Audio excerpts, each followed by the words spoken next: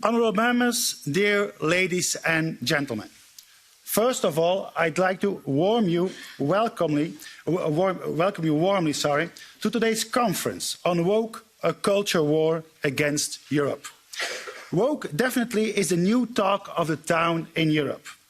Now, some of you may ask, what exactly is woke? Well, in just a few years, it's exploded onto our social and cultural scene. According to proponents, the ominous talk about woke is exaggerated. It is just another democratization wave, they claim, in order for Europe to strive for true equity. Equity between races, peoples, genders, you name it. But is this really it? Woke has led to an unsurmountable number of strange happenings, who are completely normal by the standards of the woke mob. But the whole concept of normality is exactly what woke tries to destroy. That's why all of a sudden people start toppling historic statues, include their gender pronouns, dye their hair in blue, or demand the decolonization of our language and literature. Simply put, the woke mob stirs up unnecessary trouble everywhere they can. Where is this all coming from, you may ask? Woke originated on American college campuses and is now strongly embedded in academic circles. Other social bodies, such as education, the media and the business world, have also been hugely influenced by woke thinking. The purpose of this conference is to discover the roots of woke. It will be a philosophical search to where woke came from, how it manifests itself, and where it wants to go with our society. The first speaker of the conference will be Dr. James Lindsay from the United States of America. Dr. Lindsay holds a PhD in mathematics and wrote several books about woke, such as Race Marxism and Cynical Theories. Dr. Lindsay is a well-appreciated guest on numerous American venues and talk shows. The second section will deal with the spread of woke in Europe, how it threatens our European civilization and how the educational field and the family are the target. For this, I'm proud to introduce you to Professor Frank Furedi. Professor Furedi is a Hungarian-born British sociology professor. Professor Furedi's research focuses on education, imperialism, and European politics. Professor Furedi runs the Brussels-based think tank MCC Brussels. The third section of the conference will consist of a conversation between Dr. Lindsay and Professor Furedi, moderated by Paul Boniface. Mr. Boniface is a Flemish entrepreneur and author who himself wrote a book about woke. The goal is to have an open conversation.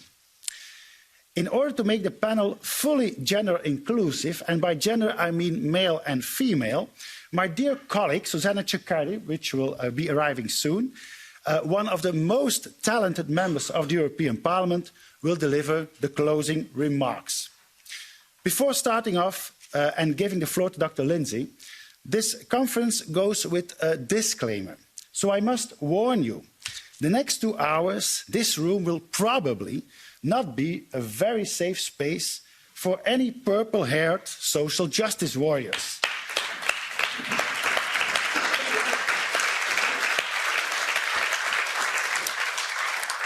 But then again, isn't open debate exactly what democracy is all about?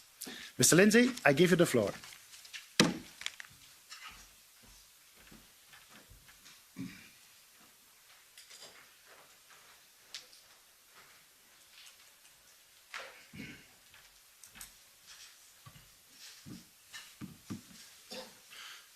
Hello, thank you. I'm glad to be here. I want to address something Tom just said, which is, in fact, that woke is supposed to advance equity in Europe. So here's the definition of equity, and see if it sounds like a definition of anything else you've ever heard of. The definition of equity comes from the public administration literature. It was written by a man named George Frederickson. And the definition is an administered political economy in which shares are adjusted so that citizens are made equal. Does that sound like anything you've heard of before? Like socialism?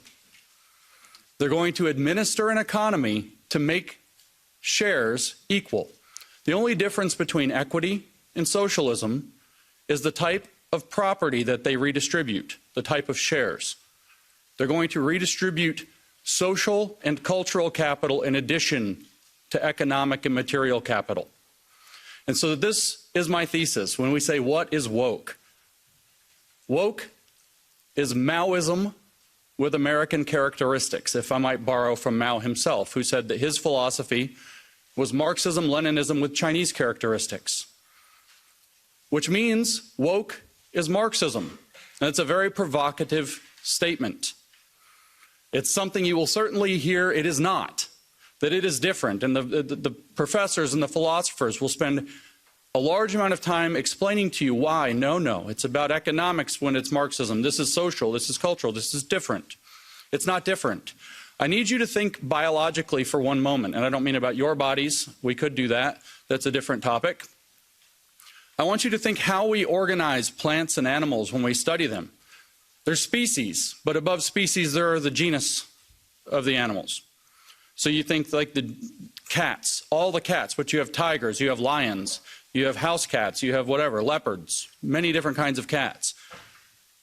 If we think of Marxism as a genus of ideological thought, then classical economic Marxism is a species, radical feminism is a species in this same genus, critical race theory is a species in this genus, queer theory is a species in this genus, post-colonial theory that's plaguing Europe is a species in this genus, and they have something that binds them together called intersectionality that makes them treated as if they are all one thing. But the logic is Marxist, and I want to convince you of that, because Marx had a very simple proposition, but we get lost. We think that Marx was talking about economics because he often talked about economics. He wrote a book called Capital. It's a very famous book. And we think, well, this is about economic theory. But this isn't true. It's only true on the surface. If we go below the surface, what Marx was talking about was something different. We know what Marx's hypothesis was that we must seize the means of production if we're going to bring socialism to the nations, to the world. We have to seize the means of production. So we have to ask, what does he mean? And if we think that it's about capital, then we miss what he means. If you think it's about the means of production in the factory with a hammer and the means of production in the field with a sickle, then you miss what it means. Because Marx explained what makes human beings special in his earlier writings. And what makes human beings special is that man is a being that is incomplete and knows that he is incomplete. He is a man whose true nature has been forgotten to him, which is social being. He is a socialist at heart who doesn't realize it. And the reason he doesn't realize it is because of the economic conditions operating as the means of construction or production, not just of the economy, but of him, but of man, of society, and particularly of history. Marx said that he had the first scientific study of history. How was history produced? By man, doing man's activity. And man's key activity was economic activity, as he saw it. And so economic production doesn't just produce the goods and services of the economy, it produces society itself. And society, in turn, produces man. He called this the inversion of praxis. And so when he says we must seize the means of production, and he's talking about factories and fields, he's actually talking about how we construct who we are as human beings so that we might complete ourselves, so that we might complete history. And at the end of history, mankind will remember that he is a social being, and we will have a socialist society, a perfect communism that transcends private property, is how he put it.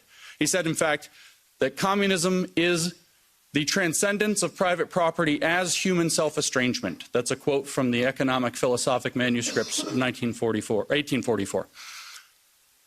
So Marx was interested in controlling, or understanding and controlling, how man produces himself. And he writes about this exclusively in the 1840s, very deeply. How do we do this? And he looks at the economic conditions and he says, this is where it is. And that's why we get economic Marxism, and that's why we think Marx was an economist. But Marx was never an economist. He was a theologian. He wanted to produce a religion for mankind that would supersede all of the religions of mankind and bring him back to his true social nature. And this is the true fact of Marx. And what the goal was, like I said, was to complete man. So what he said is, well, how are we building man currently? All of his economic analysis is about how are we building man at present through what he called material determinism. And he said, well, what we have is a special form of private property in our society. Our society is organized around private property. And so all of our thoughts organize around private property. In other words, there's a special kind of property that the bourgeois elite class has access to, and then they organize society to exclude everybody else from access to that property through exploitation, through alienation, through estrangement, through oppression. And so what Karl Marx was proposing is that economics becomes a vehicle to separate society into a bourgeois class that has access to a special form of property. The people who have access wish to retain that, so they oppress people and keep other people out of that special form of property. They erect a system of classism to do that. It's enforced by an ideology called capitalism that believes that this is the right way to engage in the world. And what we have to do is awaken the underclass, the proletariat, to the real conditions and the fact that they are historical agents of change, and bring them to do a revolution and transform society so that we would have equity or socialism, whichever word you want. They have the same definition. Now let's say that we step out, we step back from this species, this economic species, Homo economicus, and we step back to the genus, and we look at this idea, a special form of property that segregates society into people who have, the bourgeois, and the people who do not have, who are in class conflict with an ideology that keeps this in place. And the underclass must awaken with consciousness to fight back and to seize the means of production of that form of deterministic property. And now we say, change out class, put in race. And watch, we get critical race theory falls out of the hat, just like that. Very simple. In 1993, Cheryl Harris wrote a long article for the Harvard Law Review called Whiteness as Property. She explained that whiteness, or white privilege, constitutes a kind of cultural private property. She says it must be abolished in order to have racial justice. Just like Karl Marx said that in the Communist Manifesto, he wrote, communism can be summarized in a single sentence, the abolition of private property. Well, this is why critical race theory calls to abolish whiteness, because whiteness is a form of private property. People who have access to this property are whites or white adjacent, or they act white. These are words out of the American lexicon that they've used to describe how people gain access to the private property. People without that are people of color, and they are oppressed by systemic racism. Systemic racism is enforced by an ideology of white supremacy instead of capitalism.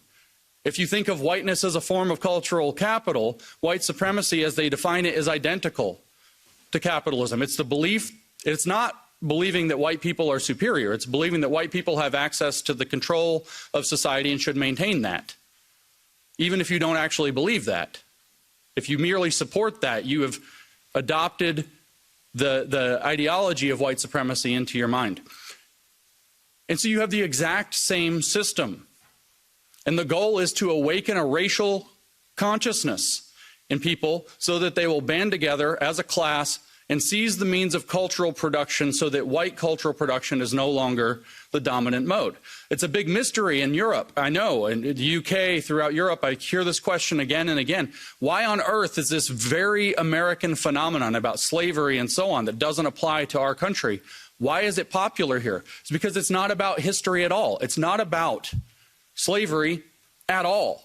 Those are excuses that they use. It's about creating a class consciousness that's against this form of property called whiteness, that's against the dominant culture that may just be a matter of fact, say, if you're in Europe.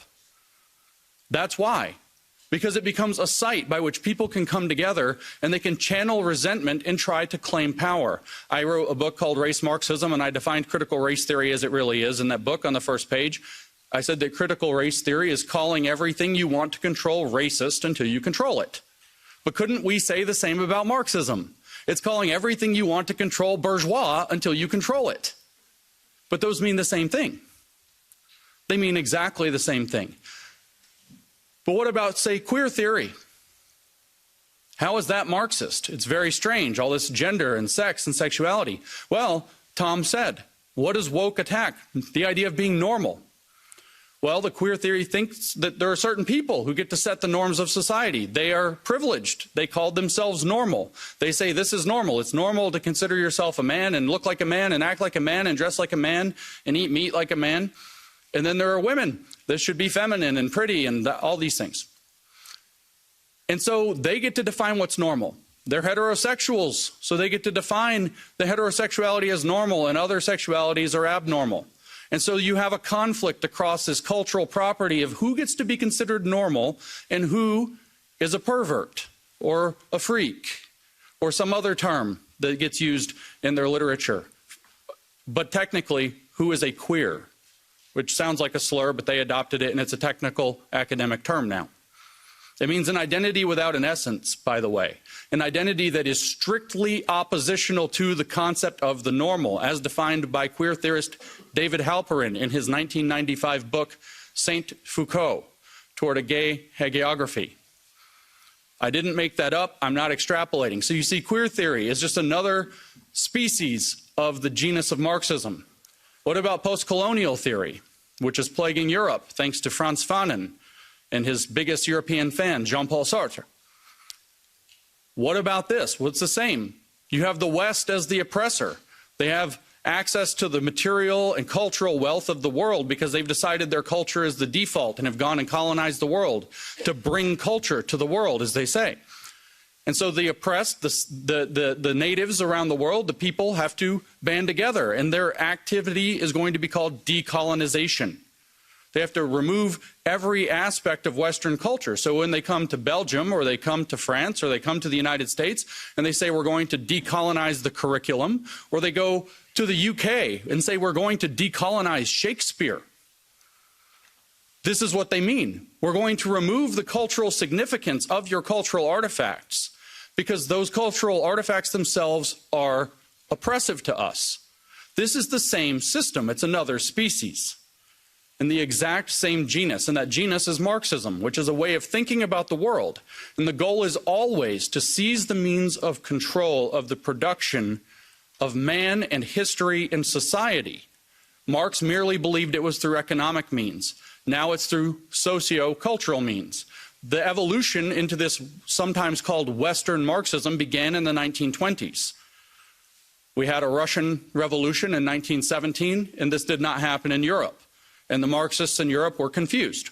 And so Antonio Gramsci sat down and wrote out some things. And George Lukács sat down and wrote History and Class Consciousness after the failure of the revolution in Hungary. And they wrote what became cultural Marxism. The idea that we have to enter the cultural institutions in order to change them from within, because Western culture has something about it that's repelling socialism. So we have to go inside and change the culture to make it socialist. Now, you aren't allowed to talk about cultural Marxism now. They've categorized this as a conspiracy theory.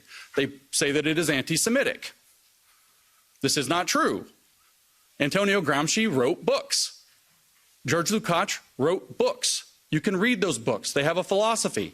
If they don't like the name cultural Marxism, we can use the name that other people at the time used, Western Marxism.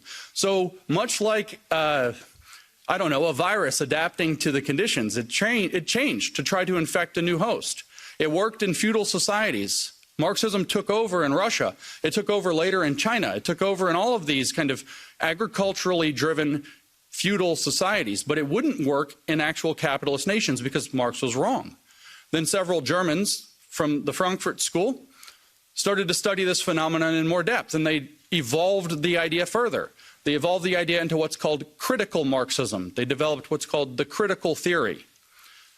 And Max Horkheimer, who designed the critical theory, explained the critical theory. And what did he say? He said, well, what we came to realize was that Marx was wrong about one thing. Capitalism does not immiserate the worker. It allows him to build a better life. So I developed the critical theory because it is not possible to articulate the vision of a good society on the terms of the existing society. So critical Marxism criticizes the entirety of the existing society. Everything is somehow needing to be subjected to Marxist conflict analysis. But how is that to be done? They sought an answer through the middle part of the 20th century, and World War II breaks out. The Frankfurt School comes to America, which in this metaphor is the Wuhan Institute of Virology, because gain of function began to happen on the Marxist virus very quickly. In America, and American universities adopted these professors from Germany. And Herbert Marcuse, writing in the 1960s, said extremely clearly, this writing in 1969, not only did he say capitalism delivers the goods, gives people a good life, makes them wealthy and comfortable and happy, he also said that the working class is no longer going to be the base of the revolution because of these things. In other words, we don't have to be responsible to the working class anymore, which opens up the ability for Marxists who are seeking power to make friends with the corporations. The bosses are no longer the enemy, they're an opportunity. Because the working class is irrelevant. He said the energy is somewhere else. He said it's in the racial minorities, the sexual minorities, the feminists, the outsiders. That's who he said have the energy for a Marxist revolution in the West, not the working class. And so Marxism was able to evolve to abandon the working class. And so what did they do? Well, all they had studied for 30 years was what they called the culture industry. An industry that commodifies and packages culture and sells it back to people. So supposedly stripped of what it actually is, empty, abstract now. And so what, of course, did they do? They seized the means of production of the culture industry, because that's what they do. And so they started to transform the culture industry to sell racial, sexual, gender, sexuality-based agitprop, as though that were genuine culture. And so we get concepts like cultural appropriation. We get concepts like cultural relevance, cultural this, cultural that, cultural everything. And it's all provided in pastiche. It's all provided as a mockery of what's really going on. And this evolved in America's highly racialized context, and we ended up with woke, a form of identity-based Marxism, a constellation of Marxist species that all work with the same operating premise but locate themselves in different, and I'll use the German term here for this, folk. LGBTQ is a folk. And they get folkish identity there and become activists. The black community is a folk. How do I know? That's what W.E.B. Du Bois said it would be when he laid down the foundations that became critical race theory later. They think of themselves as nations. Don't they all have flags? Don't they put them on your buildings like colonizers? Don't they hang them in your streets? They think of themselves as occupying nations, but they see themselves as bound together, just like the various colonized nations around the world, in seeking liberation from Western civilization. And so we end up with Western Marxism taking many forms, but with one overarching approach. And the approach that they use, I started off by saying, is Maoist, not merely Marxist. Now you know the theory is Marx. It's just evolved into different species to attack the West at its weakest points, through our tolerance, through our acceptance, through our openness, through our generosity, through our best traits, actually. The things that we should be proud of being, the things that we are proud of being. But Mao Zedong knew how to use identity politics. I don't know how you study in Europe, but in America we have very red-washed education, as we might say. The communists have stripped out all education about communism entirely. You don't learn about it in America at all. So we don't learn anything about Mao. And maybe you don't know this, but I tell this to American audiences and they're shocked. Mao used identity politics. He created 10 identities in China. 5, he labeled red for communist. 5, he labeled black for fascist. And he categorized people into these identity categories. What they are doesn't really matter. Of course, they were communists. They were things like landlord and rich farmer and things like this. Right-winger is a bad category in and of itself, by the way. Conservative, all of them, bad. Bad influences, that's another one. You could be a bad influence for just thinking the wrong thing or saying the wrong thing at any time, or because the government decides it doesn't like you. These are the bad categories. And if you have a bad category, very importantly, your children have a bad category by default. So they create a social pressure for your children to identify as revolutionaries, at which point they get a red identity, a communist identity, a good identity. And they get rewarded for it. And the youth led the revolution in China because Mao did this, identity politics through the children in the schools. This should feel very uncomfortable to you.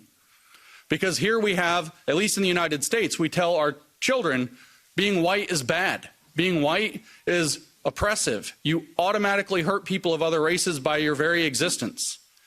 But by the way, if you become queer, we'll celebrate you. And you can create a radical army of people who identify as gender minorities and sexual minorities at 7 years old. You can lead them into paths of puberty blockers and transition, medical transition, which of course Big Pharma profits off of. At 7 years old, behind their parents' back. There's a reason for this. It's the same program that Mao Zedong used to radicalize the youth in China. The only thing different is the identity categories have shifted. It's Maoist cultural revolution with American characteristics, and it's being exported to Europe. And just like how critical race theory has come to Europe, even though it doesn't make sense, it will come to Europe, whether it makes sense or not, and you will have a cultural revolution here too. You guys even had a kind of offshoot one in 2020. George Floyd dies in Minnesota, which has nothing to do with you. And you guys have statues coming down in Europe. Total nonsense. It doesn't matter, though. The point is to destroy Western civilization from within using Maoist techniques. One last point about Mao to kind of drive that point home. Mao said in 1942 that his formula to transform China was called unity, criticism, unity. First, you try to create the desire for unity. Then you criticize people for not living up to that. Then you bring them into unity under a new standard. Does that feel like what you're being put through? But the words are different. We use words like inclusion and belonging. We'll have a place where everybody feels like they belong. We just want to have an inclusive space. But unfortunately, you have racist ideas, and you have to criticize we have to criticize you for those. You need to criticize yourself for those. You need to go study Shuishi in Mandarin, exactly like Mao said. And then we can bring you into unity under a new standard, which Mao called socialist discipline, which we in the West would not buy. We call it in the West inclusion. And so we have this new program, and within inclusion we have, or above inclusion actually, we have sustainability. We have a sustainable and inclusive future. I see the Agenda 2030 here with an X over it. The sustainable and inclusive future is the new socialist standard, that we will have freedom under socialist discipline. And Mao said the way that that will work is through what he called democratic centralism. We call that stakeholder capitalism. And my shot at the World Economic Forum is taken, because it's one of the things coordinating this. My shot at the United Nations is taken, because it's one of the things that's coordinating this. So woke is Marxism. It's advancing through Maoist cultural revolution. It's using Americanized identity categories, and while some of those will not work in Europe, I guarantee you the colonial aspect will. They will find your weakness, they will adapt the theory to fit, because it's like a virus that will evolve to its host. And Europe is at great risk. Now, the last thing I'll mention is this risk is twofold. When you endure Marxist provocation, Marxist strategy is always of the same type. It's called middle-level violence. They don't come at you with full-blown Bolshevik assault very often. It's middle-level violence. They provoke, which means if you give in and you do like Jean-Paul Sartre said in his foreword to The Wretched of the Earth by Frantz Fanon, the post-colonial book, he said, the violence is coming, so Europe's best bet is to give it away so that they don't kill you. They'll murder you and take it, or maybe you can give it away, give your culture away, give your countries away, and they'll let you live. They're coming for you. And this is what Europe needs to learn. That's what he says in the foreword of Wretched of the Earth. You can read it for yourself, probably in the original French that I can't read. And I think that's the path Europe has followed. So you can give away, that's one side, because they provoke at the middle. Or you can react and overreact, which sadly Europe has had a rough history in the last century with overreactions. And if you overreact, what will they do? They will weaponize your overreaction for a century, forever, and gain moral authority so that you end up having to give it away later anyway. So you have to stand firm in your principles, but you have to do so cleverly. You have to do so understanding that you're being provoked, which means you don't react as the provocateur wants you to react. You have to outsmart them, which is not possible unless you know the diagnosis of your problem. It's a Polish proverb, never attempt to cure what you don't understand. Woke is Marxism, evolved to attack the West. If you don't understand that, you will not act correctly. You will not cure it, and it will conquer your countries.